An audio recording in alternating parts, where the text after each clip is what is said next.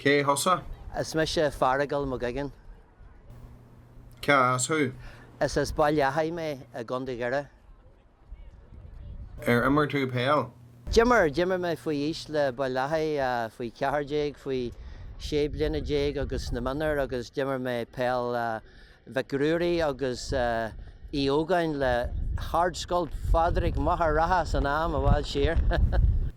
Cén atseir immer tú an farc? Hon tosaí, gomannic mar leath tosaí na beidir sa chorneal mar bhí mé beg agus tá mé beg go fáil. Immer balaithe sa Chomórtas seo uiú. Sin ceist wai go bhistú níor immer ach beidir go deach le daine an mé cheartú an sin eile agam ach seo an chéad uair a tháinig me siad sa Chomórtas. Ce hat a bhfuir tú de chuid Gaeilge? Well, dúla me chuid Gaeilge ar scoil is dóithe ach bhí simhór ag pobl na háite sa chultúr Gaeilge agus an teanga mar chuid den chultúr sin agus sin ar a thuú mé honna Gaeltachta dúla me níos mó Gaeilge an sin.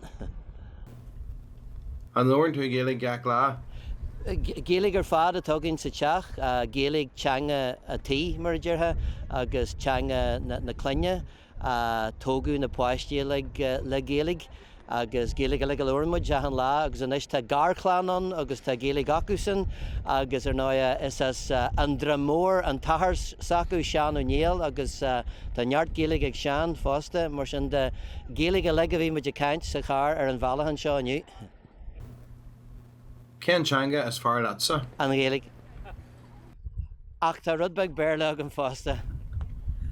Rialathe nua nó Seán rialathe? Sílam na rialathe nua. Tugann sé níos mó farsinneachta don na tosaithe sílam bhfuil agad. So sílam go bhhain tú rudbeg níos mó scóranna céanna bhfuil sin eolaí aniu go fáil ach is fearlam na rialathe nua sílam. Id bhhar haon céadtha a gcóla bhaint an Chomórtas seo am léna? Sin ceist nach bhfuil fuscail teagam orthaí céhí mé rá tá an go bhfuil an buran is chundé an dún go fáilán agus go mbíonn siad inta leidir ag an level seo ach tífi muid sa dar na leathan seo beidir mó seans beag ag bailthe go fáil ní bheiths agad. An bhfuil ruidir bí eile? Tá míonanta sásta bheith an seo ar an dramór agus málam go mór an Comhrá seo a gomhne ar Paul Mc Girr agus málam go mór an clubban seo ar an dramór a seo le agrú. Slán go fáil.